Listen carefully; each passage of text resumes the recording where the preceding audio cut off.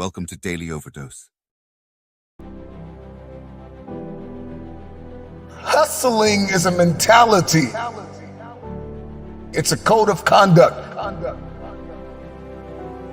The hustler's mentality is, how can this challenge be my opportunity? And what can I learn? The hustler thinks differently. All roads lead back to the mentality. If you're going to win the fight for your future, you're going to have to prepare your mindset for the workload. You can't be afraid to change. You got to beat on your craft every day. I don't have permission to stop. All roads lead back to your mindset, your mentality. The way that you see this thing is going to determine your future. A hustler is committed and consistent. So this is not a Monday through Friday thing. It's a Monday through Monday thing. Every single day, I'm beating on my craft. Every single day, I'm looking to become more than I was yesterday. I am not in competition with anybody. The hustler says the only person I am competing with is who I used to be yesterday. The hustler says, I don't have a second to waste. The hustler does not waste time. Put the hours in. No days off mentality. A lot of people want to lose weight. A lot of people want to see transformation. A lot of people want to see something different. It's like, if I don't put the work in, I'm not going to have muscles. And so the hustler knows how to prioritize their time. The hustler knows how to lock in. You got to lock in. Whatever it is that you're setting out to do is going to require a different version of yourself. If you're going to manifest in your hands what you see in your head, then you got to have the courage, the confidence, the self-belief, and the self-determination to go out every single day and make it happen. Every single day, somebody's doing something you're not willing to do to secure the future. And so when you go into the day with that mindset, that list will shrink. The list of people that are outworking you, it'll shrink. So you got to dedicate to creative time. You need an army to fulfill destiny. So you got to be connected. You got to grow your network. And all that you do, and your failures and your successes, learn from them. Note takers are the money makers. Hustlers take notes. It's difficult to manifest what is not written down. Put me in a room with 100 people. I'm going to take more notes than them. I'm going to listen better. I'm going to have more fun. I'm going to learn more. I'm going to talk less. And so the movement that we see across the earth, from the high achievers, the successful entrepreneurs, those who are launching businesses and organizations, it all starts with their mindset, their mentality. The psychology of a champion is just different. Hustlers are just wired differently. And so the hustler knows how to prioritize their time. The hustler knows how to lock in. You gotta lock in. You have to put the hours in. You may have to raise children, cultivate your marriage, and work your side hustle all at the same time. Everybody knows, if you don't go to the gym, if you don't get on the treadmill, put the cardio in, if you don't hit the weights and lift, you're not going to walk around with the physique that you see in your head. It's going to remain a conversation, a vision, a dream. How do you manifest what you see in your head to hold it in your head? Is that you got to have that hustler's mentality. The hustler is going to outwork everybody in the room. The hustler says, if me and you are on the treadmill, two things are going to happen. Either you're going to get off first, or I'm going to die trying to beat you. Because I'm completely sold out to the dream, the vision that I'm carrying. The difference between game changers and city shakers and the people that just talk about it, the people that just dream about it, have visions about it, fill notebooks about it. The difference between the two, number one, is that they are absolutely clear on what it is that they've been called to do and what it is they've been called to build. and who it is they've been called to become. Number two, a hustler is committed and consistent. The hustler's mindset is that if I'm going to have something, I've got to first become something. And so hustling can't be a weekend thing, right? It can't be, I'm going to do it this Friday. I'm going to do it Monday. Okay, I'm motivated on Monday. It's a government. It's a lifestyle. This is what I do every single day, and I don't have an on and off switch. The first thing on a hustler's radar is not the opportunity, it's the mindset. Because if I get the opportunity with the wrong mindset, I won't maintain the opportunity. I'll lose it. And the hustler understands the power of retention. Okay? So the hustler eliminates distractions. The hustler says, I'm beating on my craft. The hustler says, I'm going after it. The hustler says, I can't afford to miss this moment. I can't afford to overlook this critical time, this crucial opportunity. I'm going to give it everything I have, period. When you've got this hustler's mentality, you're not looking for a handout. You just know you have to outwork everybody in the room. You got to put the work in after hours. You're not wasting your time being entertained. You're not wasting your time watching TV all day. You're not wasting your time complaining about what you don't have. The hustler has already come to the conclusion that if they don't have something, they have to become. So you got to prepare your mindset for what it is that you're going after. If you have to listen to this 1,000 times, understand how hustlers are wired, the psychology of a champion. Just keep moving, keep hustling, keep grinding until you no longer have to introduce yourself. I don't care who you are, life is going to knock you down. Listen to me, many of you right now, life's got you up against the rope, and you got to do me a favor. Like, you can't give up, you can't give in. Pain is temporary. Pain is your friend. Pain is going to take you to the next level. When you going through pain, I know what you feeling. I know exactly, because I've been there, I've done that, but you got to work through it. And the reason why most of you are not successful is because every single time stuff not going your way, you give up, you quit, you let go, and people feel weakness. They feel it. You can feel when somebody's not committed, when they're not all in, when they're not dedicated. And there's another level you get to when you go all in. Winners win and losers lose. There are going to be times that you're going to be wondering, why should I keep showing up and working my business? Why should I keep at it?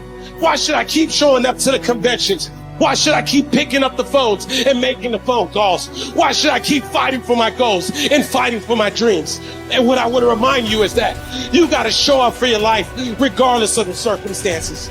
You got to show up in spite of the naysayers. You got to show up in spite of the conversation going on in your mind.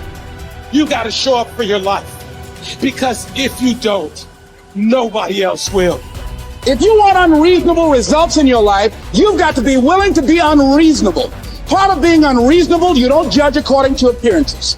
Part of being unreasonable, you can see it because you believe it. You must have the faith to call forth those things that be not as though they were. You've got to decide, I deserve this, and I'm going to have it. You've got to say yes to your life. You've got to say yes. Yes to my dreams. Yes to me. Yes, I can make it. Yes, I can. Doesn't matter how many failures I've made. Doesn't matter how many mistakes I've endured. Doesn't matter about my defeats. Doesn't matter about what I've done. Yes, yes. I don't care about the fact I'm in a hole now. Doesn't matter about where I am. The last chapter to my life has not been written yet. If you judge me now, you'll judge me prematurely. I'm still in the process of transforming my life. I'm still in the process of becoming. Yes. The brilliance of Thomas Edison was not in his mind. It was something much more ordinary and often much less respected. I've got no imagination, he once said. I never dream. I've created nothing. If you're someone who doesn't like Edison, you might think that this is Edison admitting to stealing his inventions from other, more brilliant inventors, like Nikola Tesla.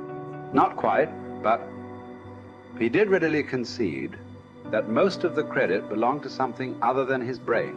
The genius hangs around his laboratory day and night, Edison said. If anything happens, he's there to catch it. If he wasn't, it might happen just the same. Only it would never be his. What he's talking about is showing up. The incredible, underrated power of clocking in every day, putting your ass in the seat, and the luck this seems to inevitably produce. Edison lived in his laboratory and never missed a day. Like Gehrig, even when he was sick, when he was tired, or when visited by tragedy or disaster. The modern conveniences we can trace to his lab then owe far more to his body than his brain, to the compounding power of consistency rather than sheer brilliance. It wasn't about inspiration. It was about getting to work, show up and try. Get on the treadmill, pick up the violin, script out some scenes, reach out to some clients, read some reports, lift a couple weights, jog 1 mile, cross one thing off the to-do list, chase down a lead. It doesn't matter what it is. All aspects of our life benefit from this circumscribed kind of business. Just as long as you do something every day, that is the important thing. Show up. When you're tired, when you don't have to, even if you have an excuse, even if you're busy, even if you won't get recognized for it, even if it's been kicking your ass lately, once something is done, you can build on it. Once you get started, momentum can grow. When you show up, you can get lucky. Is this still hard? Yes. But the good news is that because it's hard, most people don't do it. They don't show up. They can't even do one tiny thing a day. So yes, you're alone out there on the track in the rain. You're the only one responding on Christmas. But having the lead is, by definition, a little lonely. This is also why it's quiet in the morning. You have the opportunities all to yourself. Don't worry about setting any records. Just report for duty. No excuses. And here's the irony. This is also a way to break records. Consistency is a superpower. Day to day, willpower is incredibly rare. Lowell Gehrig was a solid position player and a good hitter. But his success really was rooted in the fact that he didn't miss many days of work. It's quite likely that had he continued at his normal pace and not been stricken with R's, that he would have put up career numbers that surpassed Babe Ruth. Gehrig wasn't just able to show up despite injuries and fatigue. He also had to push through ennui, doubt, and just plain not feeling it. He had slumps like we all do, but he also understood what they meant. As a minor leaguer, he had struggled at the plate and thought about quitting. The Yankees' owner sent down a scout to walk Gehrig through the very basic math of a batting average. A good hitter hits 300, and hitting 350 is terrific. Hitting 400 is almost unheard of. What does that translate to? Missing on 6 tries out of 10. A hitter can also go days, weeks without touching the ball. That's what the scout told him. The most important thing a young ball player can learn is that he can't be good every day. You don't have to always be amazing. You do always have to show up. What matters is sticking around for the next at-bat. The ability to do that, coupled with the ability to endure what John Steinbeck called dawdly days while writing East of Eden. Those days when everything seems out of whack, when you're just not feeling it, when the distractions won't stop, is the first step to greatness. Literally. You cannot be great without the self-discipline to do that. One thing a day adds up. Each day adds up. But the numbers are only interesting if they accumulate in large quantities. You guys that are just getting started, you're not going to start right here. You're going to start down there, probably in another city, another town. I grew up in Lake Charles, Louisiana, no money, raised by a single mother. I was in debt at 25 years old. First thing that I had to do in my life was not learn a new skill. First thing I had to do to get my life moving in the right direction was self-development. It is vital. It was vital for me that I improved myself and I could start depending upon me. I had to show up every day with some rituals, some disciplines, and start getting myself to trust me, not trust others, but trust myself to do the right thing every day. One of the things that I started doing was beating the sun up every morning. I'm going to beat that sun up every morning so that I have the discipline and the control over my life. So I knew, hey, before that thing pops, I'm going to pop. I'm going to get out of bed, depend on myself, get up at the same time every day. And for me, that time, regardless of where I was beat that sun up. No matter where I am, I'm going to beat that thing up. So it gives me a sense of control over my own life. Second thing, I had to start cleaning up my life and my friends and my environment. When I was younger, between 15 and 25, I was doing crazy stuff in my life. Wasting my weekends. I have the saying, weekends are for the weak. I was drinking, fooling around with a bunch of bad things, bad people. At 25 years old, I cleaned it all up. Quit going to those places. Quit hanging out with people that did not have ethics and discipline in their life. I wanted to build something in my life. I wanted to become someone. And to do that, to become someone in the eyes of the world, just beating that sun up every morning gives me the sense of accomplishment. That I did what I said I was going to do. That I woke up when I said I would wake up. And I start building respect for myself. Start believing in myself so that I can go out into the world. And maybe today when I go into this meeting that I'm dressed for, they'll believe in me as much as I believe in me. And that'll show up in a contract, a deal, maybe even some money.